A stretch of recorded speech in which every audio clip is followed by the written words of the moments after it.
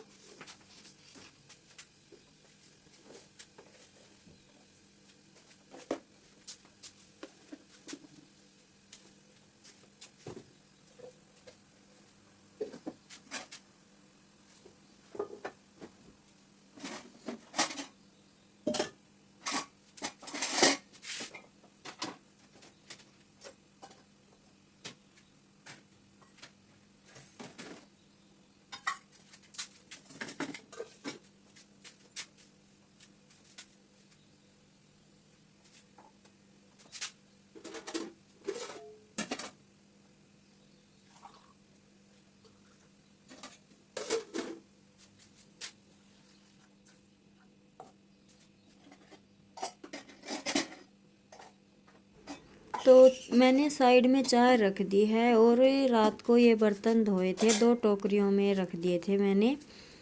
तो इन्हें मैं साथ के साथ लगा देती हूँ। कभी कभी टाइम नहीं होता है तो मैं बाद में लगाती हूँ, लेकिन अभी मुझे आज लग रहा था कि थोड़ा जल्दी उठने की वजह से कि टाइम है, तो मैंने इसे इन बर्तनों के साथ साथ लगा दिया है। और मैं ये दूसरी टोकरी भी लेकर आ गई, मैं इनको खाली कर लूँगी।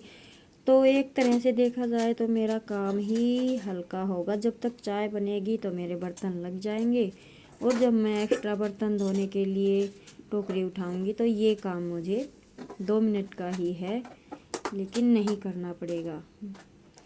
तो इसी तरह से हम अपने छोटे छोटे कामों को साथ में लेकर चलते हैं, तो ही हमारा घर और काम और खुद का टाइम मैनेज हो पाता है। नहीं तो एक काम को हम तसल्ली से करेंगे, दूसरे के लिए टाइम नहीं बचेगा, क्योंकि काम डेली डेली बड़े होते जाते हैं, ज़्यादा होते जाते हैं, लेकिन टाइम तो वही होता है दिन के 24 घंटे, जिनमें हमें कुछ टाइम आराम के लिए भी चाहिए होता है, कुछ टाइम हमें सोने के लिए भी चाहिए होता है, बाकी बचे हुए टाइम में हमें ये सभी काम करने पड़ते हैं। तो अगर हम इतनी तसल्ली से काम को करेंगे कि एक को किया और हाथ मोड़कर खड़े रहे तो दूसरा काम हमारा उतना ही टाइम लेकर जाएगा। तो मैं तो यही मानती हूँ कि अगर हम एक काम के साथ दूसरे काम को हैंडल कर सकते हैं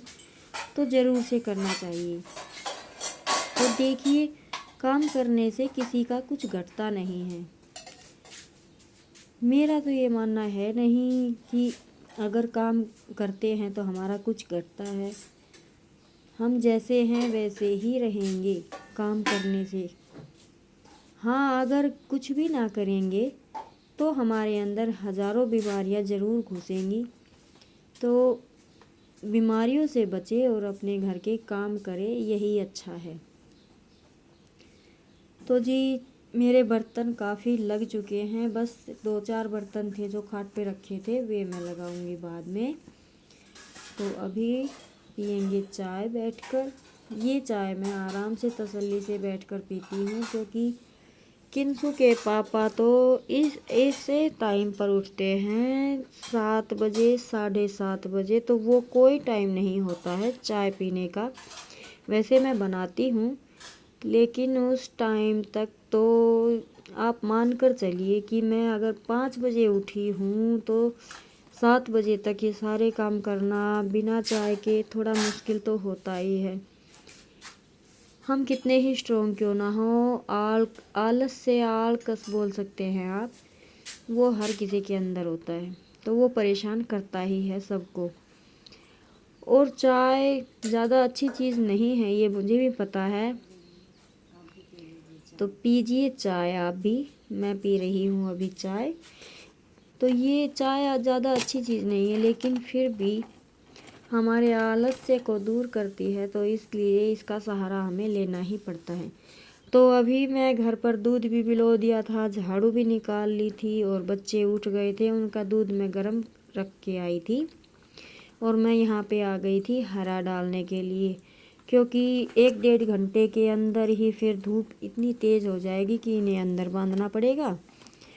तो मैं बच्चों का दूध बाद में डालूँगी, और फिर ऊपर से है होली, तो फिर तैयारियां भी करनी है, व्रत किया है, खोलने भी जाना है, बच्चों को नहलाना, खुद नहाना, तैयार होना, काफ़ी टाइम लग जाता है। तो मैं जल्दी जल्दी से इन सब को डालूँगी हरा, और हरा डालने के बाद मैं साथ के साथ ही अभी डाल दूँगी गोबर, और किंसु की दादी लगा देगी चाट की हारी, मैं उसमें चाट डाल दूँगी। बस ये काम होता है। अगर हम एक जगह रुक कर इन कामों को करें ना, तो 2 घंटे भी इतने पशुओं का काम करने में लगते नहीं हैं। लेकिन रुक रुक के कभी इस तरफ जाना पड़ता है तो कभी उस तरफ, इस वजह से टाइम थोड़ा ज़्यादा लग जाता है, लेकिन मुझे तो वो भी नहीं लगता। तो अभी मैं साथ के साथ जो कूड़ी में डालना है वो कूड़े में डाल दूँगी, और जो पाथने के लिए डालना है वो गोबर में अलग से डाल दूँगी। और फिर मैं जब रोटी बना के वापस आऊँगी 1 घंटे के अंदर, तो मैं इन्हें साथ के साथ पानी पिलाकर बांध दूँगी, और एक बार में ही झाड़ू लग जाएगी, शाम तक का काम फिनिश हो जाएगा। तो अब आप ये मान के चलिए कि मेरे पास 7 पशु हैं, और मैं सिलाई नहीं भी करूं तो 10 बजे के बाद मेरे पास कोई काम नहीं है, सारा दिन मच्छर मारने के अलावा। तो जी मैं गोबर गाबर डाल दिया था, इधर आई तो यहाँ पे आए हुए थे नलके, तो मैंने पानी भर लिया और मैंने लगा दी थी कपड़ों की मशीन। और अभी कपड़ों की मशीन लगाने से कुछ एक्स्ट्रा काम और बढ़ गया है। वैसे यहाँ का मैंने झाड़ू वगैरह, बर्तन वगैरह, जचाना वगैरह सब कुछ कर दिया है। और देखो ये होली देख लो, राम जी ने किए हुए हैं बादल, और मुझे अभी ये कपड़े निचोड़ने हैं बच्चों के स्कूल के। और दरवाज़ा भी मैंने सेट कर दिया है कुछ कुछ। और ये कपड़े हैं जो मुझे अभी डालने हैं अंदर। और किंसु खेल रही है गुड़िया से। और आज मैं इस मशीन को भी सेट करके चेक करके देखूँगी सही हुई है या नहीं। और ये मैंने मशीन लगा दी है। तो चलिए अभी कपड़े निचोड़ लेती हूँ, क्योंकि मौसम ना बिल्कुल ख़राब हो गया है, पता नहीं। और फिर कल तो धुलंडी है, बच्चे पता नहीं कौन रंग का हाथ लगा दे कपड़ों पे, तो मैंने सोचा कि आज धुल जाएंगे, कुछ 2-4 बचेंगे, वो कल नहीं परसों धो लेंगे, और लगेगा टाइम तो कल धो लेंगे। तो इस वजह से तो चलिए जी अभी निचोड़ देते हैं कपड़ों को। तो अभी मैं इन कपड़ों को पानी में से निकाल दूंगी। वैसे ज़्यादा टाइम नहीं लगता है, मैं तो हमेशा साथ के साथ ही एक चक्कर धुल गया उसी को निचोड़ के रख दिया, दूसरा धुल गया दूसरे को निचोड़ दिया बीच बीच में, क्योंकि सारे कपड़े एक साथ जोड़ने में एक तो हमें ये पता नहीं लगता किस कपड़े का कलर जा रहा है, दूसरा टाइम ज़्यादा लगता है, और वो कपड़ों का ना सर्फ अंदर ही अंदर मर जाता है ना कुछ ज़्यादा टाइम रखने से, तो वो कपड़ों में निशान भी दे देता है। बस यही वजह है कि मेरे बच्चों के हो या मेरे कपड़े साइज़ में छोटे बड़े हो जाते हैं, लेकिन कपड़े ख़राब कम होते हैं, क्योंकि मैं ना तो इन्हें धूप दिखाती हूँ जल्दी से, बहुत कम सुखाती हूँ धूप के अंदर, और ना ही मैं इन्हें